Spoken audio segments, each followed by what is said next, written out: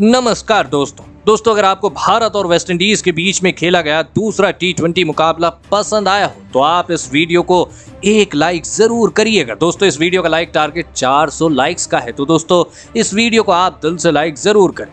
दोस्तों भारत और वेस्टइंडीज के बीच खेले जा रहे T20 श्रृंखला के दूसरे और सबसे रोमांचक महामुकाबले में फिर एक बार हार्दिक पांड्या की भारतीय टीम के सामने रोमिन पॉवेल की वेस्टइंडीज की टीम खड़ी थी। आपको बता दें कि इस रोंगटे खड़े कर देने वाले महामुकाबले में भारतीय कप्तान हार्दिक पांड्या ने टॉस जीता और पहले बल्लेबाजी का फैसला लिया और वेस्टइंडीज की टीम को पहले गेंदबाजी के लिए आमंत्रित किया।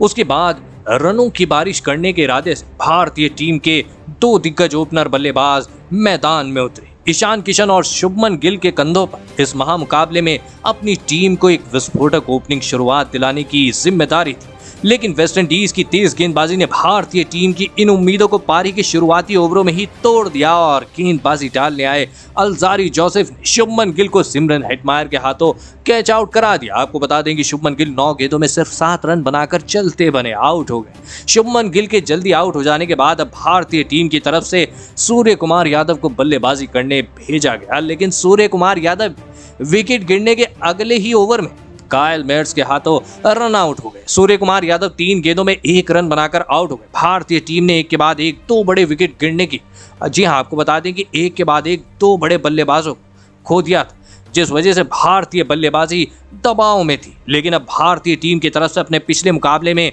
जी हां, अपने डेब्यू पर विस्फोटक बल्लेबाजी करने वाले तिलक वर्मा मैदान में उतरे और फिर यहां से तिलक वर्मा और ईशान किशन ने भारतीय पारी को संभाला और एक मजबूत साझेदारी बनाना शुरू कर दिया। दोनों ही खिलाड़ी इस मुकाबले में बेहतरीन फॉर्म में नजर आ रहे थे। खास करके दोस्तों तिलक वर्मा ने आते ही पारी के 5वें ओवर में जेसन होल्डर को एक शानदार चौका लगाकर अपनी पारी का आगाज किया, तो वहीं ईशान किशन ने भी इस मुकाबले में विस्फोटक अंदाज से बल्लेबाजी वह कर रहे थे। आपको बता दें कि दोनों की ये साझेदारी अब धीरे धीरे भारतीय बल्लेबाजी के ऊपर से दबाव को कम कर रही थी।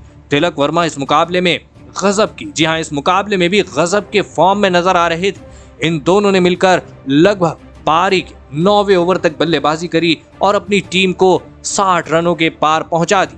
लेकिन फिर पारी का 10वां ओवर डालने रोमारियो शेफर्ड ने सेट हो चुके ईशान किशन को क्लीन बोल्ड कर दिया। ईशान किशन 23 गेंदों में 27 रन बनाकर आउट हो गए। ईशान किशन जैसे सेट बल्लेबाज के आउट हो जाने के बाद अब भारतीय टीम फिर एक बार दबाव में थी, लेकिन अब विकेट गिरने के बाद संजू सैमसन बल्लेबाजी करने मैदान में आए। संजू सैमसन ने आते एक शानदार चौका लगाते हुए, जी हां, शानदार चौके के साथ अपना खाता खोला, लेकिन फिर संजू सैमसन, जी हां, उनको भी अकील हुसैन ने निकोलस पुरन के हाथों स्टंप आउट करा दिया। आपको बता दें कि संजू सैमसन इस मुकाबले में हाथी, जी हां, आपको बता दें कि इस मुकाबले में वह केवल 7 गेंदों में 7 रन बनाकर आउट हो गए। देखते ही देखते भारतीय टीम 76 रनों पर 4 विकेट खो बैठी थी। जी हां, आपको बता दें कि भारतीय टीम के 4 विकेट गिर चुके थे, लेकिन अब कप्तान हार्दिक पांड्या सेट हो चुके तिलक वर्मा का साथ देने मैदान में आए और फिर यहां से सेट हो चुके तिलक वर्मा और कप्तान हार्दिक पांड्या ने भारतीय टीम की डगमगाई पारी को संभाल लिया। जी हां, और एक मजबूत साझेदारी बनाना फिर से शुरू कर दिया। अब तिलक वर्मा इस मुकाबले में पूरी तरह से सेट हो चुके थे और आसानी से वेस्टइंडीज की बल्लेबाजी पर, जी हां, उनकी वेस्टइंडीज की गेंदबाजी पर चौके छक्के लगा रहे थे। पारी के 15वें ओवर में गेंदबाजी डालने आए, जी हां, ओबेड मकोए के इस ओवर की दूसरी गेंद पर तिलक वर्मा ने गजब का छक्का लगाया और फिर इसी ओवर में तिलक वर्मा ने अपने अंतर्राष्ट्रीय करियर का पहला अर्धशतक पूरा कर लिया। आपको बता दें कि तिलक वर्मा और कप्तान हार्दिक पांड्या की साझेदारी भारतीय टीम को एक बड़े लक्ष्य के तक, जी हां, बड़े लक्ष्य तक पहुंचाने के लिए आगे बढ़ रही थी। लेकिन अर्धशतक लगाने के तुरंत ही बाद पारी का 16वां ओवर डालने आए अकील हुसैन ने तिलक वर्मा को ओबेड मकोए के हाथों कैच आउट करा दिया। आपको बता दें कि तिलक वर्मा 41 गेंदों में 51 रन बनाकर आउट हो गए। तिलक वर्मा का बड़ा विकेट एक नाजुक मौके पर गिर चुका था, लेकिन अब सभी की नजर कप्तान हार्दिक पांड्या की बल्लेबाजी पर थी। अब विकेट गिरने के बाद कप्तान हार्दिक पांड्या का साथ देने अक्षर पटेल मैदान में आए और फिर हार्दिक पांड्या ने भी अब अपने हाथ खोलना शुरू कर दिया और पारी के 18वें ओवर में अल्जारी जोसेफ को एक शानदार छक्का लगा दिया। आपको बता दें कि लेकिन अल्जारी जोसेफ ने इसी ओवर में कप्तान हार्दिक पांड्या को क्लीन बोल्ड कर दिया। हार्दिक पांड्या 18 गेंदों में 24 रन बनाकर आउट हो। भारतीय टीम लगातार अपने सेट बल्लेबाजों को खोती जा रही थी, लेकिन हार्दिक पांड्या उनके आउट हो जाने के बाद अब रवि बिश्नोई, अक्षर पटेल का साथ देने मैदान में। अक्षर पटेल ने भी आते ही एक शानदार चौके के साथ अपनी पारी का आगाज किया था। लेकिन फिर अक्षर पटेल को भी रोमारियो शेफर्ड ने निकोलस पूरन के हाथों कैच आउट करा दिया। आपको बता दें कि अक्षर पटेल 12 गेंदों में 14 रन बनाकर आउट हो, लेकिन अंतिम ओवर में रवि बिश्नोई और बल्लेबाजी करने आए अर्शदीप सिंह ने एक छक्का और एक चौका लगाया और इसी के चलते भारतीय टीम ने 152 रनों का स्कोर वेस्ट इंडीज के सामने खड़ा किया। उसके बाद भारतीय टीम से मिले 153 रनों के विशाल लक्ष्य का पीछा करने वेस्ट इंडीज के 2 दिग्गज ओपनर बल्लेबाज मैदान में उतरे। ब्रेंडन किंग और काइल मेयर्स के कंधों पर इस महामुकाबले में अपनी टीम को एक विस्फोटक ओपनिंग शुरुआत दिलाने की जिम्मेदारी थी, लेकिन वेस्ट इंडीज की टीम की इन उम्मीदों को भी भारतीय टीम के तेज गेंदबाजी ने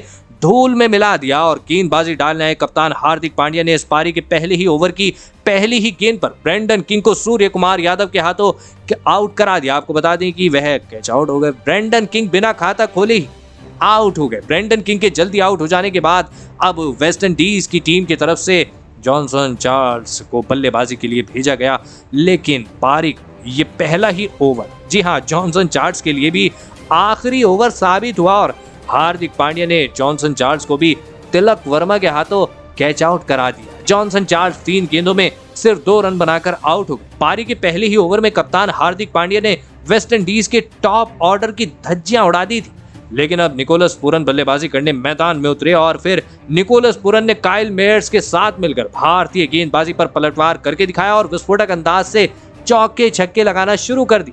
लेकिन इन दोनों की ये साझेदारी भी ज्यादा देर तक नहीं चल पाई और पारी का चौथा ओवर डालने अर्शदीप सिंह ने सेट हो चुके काइल मेयर्स को एलबीडब्ल्यू आउट करा दिया। आपको बता दें कि काइल मेयर्स 7 गेंदों में 15 रन बनाकर आउट हो, लेकिन विकेट गिरने का कोई भी असर निकोलस पूरन की बल्लेबाजी पर नहीं हो रहा था। निकोलस पूरन इस मुकाबले में भारतीय गेंदबाजी के लिए सबसे बड़ा सरदर्द साबित हो रहे थे। विकेट गिरने के बाद बल्लेबाजी करना है कप्तान रोमन पॉवेल के साथ मिलकर बैटिंग पावर प्ले का आखिरी यानी छठा ओवर डालने रवि बिश्नोई के इस ओवर में तो निकोलस पूरन ने 3 चौके और 1 लाजवाब छक्के के साथ इस ओवर में 18 रन बना लिए। आपको बता दें कि भले ही वेस्ट इंडीज की टीम ने अपने 3 बल्लेबाजों को खो दिया, लेकिन निकोलस पूरन की विस्फोटक बल्लेबाजी ने वेस्ट इंडीज के रन रेट को ऊपर बढ़ा दिया था। तो वहीं उनके साथ बल्लेबाजी करने आए रोमन पॉवेल ने भी अब अपने हाथ खोलना शुरू कर दिया था। दोनों की ये साझेदारी भारतीय गेंदबाजी और भारतीय कप्तान के ऊपर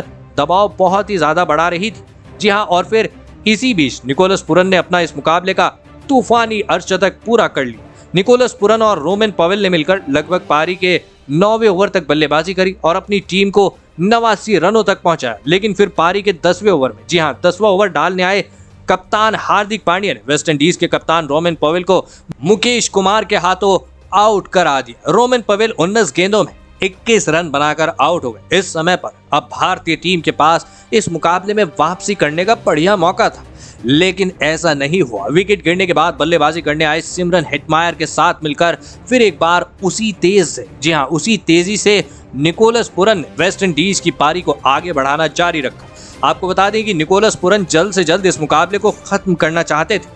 निकोलस पूरन 167 के स्ट्राइक रेट से बल्लेबाजी कर रहे थे। अब अगर भारतीय टीम को यहां से जीतने की कोई भी उम्मीद बनानी थी तो निकोलस पूरन का विकेट निकालना बहुत जरूरी था और वही विकेट आपको बता दें कि वही विकेट पारी के 14वें ओवर के आखिरी गेंद पर मिला और निकोलस पूरन को मुकेश कुमार ने संजू सैमसन के हाथों कैच आउट करा दिया। आपको बता दें कि निकोलस पूरन 40 गेंदों में 67 रनों की विस्फोटक पारी खेलकर आउट हो गए। तो वहीं उनके बाद बल्लेबाजी करने आए रोमारियो शेफर्ड को भी उसके तुरंत ही बाद अक्षर पटेल ने रन आउट कर दिया। आपको बता दें कि रोमारियो शेफर्ड तो बिना खाता खोले ही आउट हो गए। तो उन्हीं के बाद बल्लेबाजी करने आए जेसन होल्डर को भी युजवेंद्र चहल ने ईशान किशन के हाथों स्टंप आउट कराकर पूरा मुकाबला ही बदल दिया। जेसन होल्डर बिना खाता खोले ही आउट हो गए। तो वहीं इस 16वें ओवर में चहल यहीं पर नहीं रुके और अपने इस ओवर के आखिरी गेंद पर वेस्ट इंडीज के आखिरी उम्मीद बचे सिमरन हेटमायर को भी युजवेंद्र चहल ने एलबीडब्ल्यू आउट कराकर वेस्ट इंडीज की पूरी बल्लेबाजी की धज्जियां ही उड़ा दी। सिमरन हेटमायर 22 गेंदों में 22 रन बनाकर आउट हो। एक समय पर पूरा मुकाबला भारतीय टीम निकोलस पूरन की वजह से हार चुकी थी। कई दशकों जी हाँ, कई दर्शकों ने तो इस मुकाबले को आगे देखना भी बंद कर दिया होगा, क्योंकि भारतीय टीम ये मुकाबला पूरी तरह से हार चुकी थी। लेकिन अब वेस्टइंडीज को जीत के लिए आखिरी 4 ओवरों में, जी हाँ 4 ओवर थे और सामने थे 24 रन। वेस्टइंडीज को 24 रनों की आवश्यकता थी, तो वहीं भारतीय टीम को वेस्टइंडीज के जी हाँ बचे 2 विकेट निकालने थे। अब मैदान में अकील हुसैन और अल्जारी जोसेफ के रूप में वेस्टइंडीज की आखिरी उम्मीद बचे बल्लेबाजी करने मैदान में उतरे। फिर इस पारी का 17वां ओवर डालने मुकेश कुमार ने अपने इस ओवर में केवल 3 ही रन दिए, जिस वजह से अब वेस्टइंडीज की टीम को जीत के लिए आखिरी 3 ओवरों में 21 रनों की आवश्यकता थी। मुकाबला बहुत ही ज्यादा रोमांचक हो चुका था और फिर इस पारी का 18वां ओवर डालने आए अर्शदीप सिंह ने इस ओवर की पहली गेंद पर अकील हुसैन एक शानदार चौका लगाया, जिस वजह से वेस्टइंडीज की टीम को इस अर्शदीप सिंह के ओवर में 9 रन मिले। अब वेस्टइंडीज को जीत के लिए आखिरी 2 ओवरों में 12 रनों की आवश्यकता थी, लेकिन पारी का 19वां ओवर डालने आए मुकेश कुमार के इस ओवर में अकील हुसैन और अल्जारी जोसेफ ने मुकाबला ही खत्म कर दिया और शानदार बल्लेबाजी के साथ अंत में वेस्टइंडीज की टीम 2 विकेट से इस दूसरे T20 मुकाबले में जीत गई। एक समय पर पूरी तरह हार चुकी भारतीय टीम ने अंत में मुकाबले को अपनी तरफ खींच लिया था, लेकिन गेंदबाजी में कप्तान द्वारा गलत बदलाव करने की वजह से वेस्टइंडीज के निचले क्रम के बल्लेबाजों ने अपने हाथ खोले और भारतीय टीम को इस हार का मुंह देखना पड़ा। वैसे दोस्तों, आपके हिसाब से इस मुकाबले में भारतीय टीम की हार किस खिलाड़ी की वजह से हुई है? आप अपनी राय इस पर नीचे कमेंट में देना बिल्कुल मत भूलिएगा। धन्यवाद।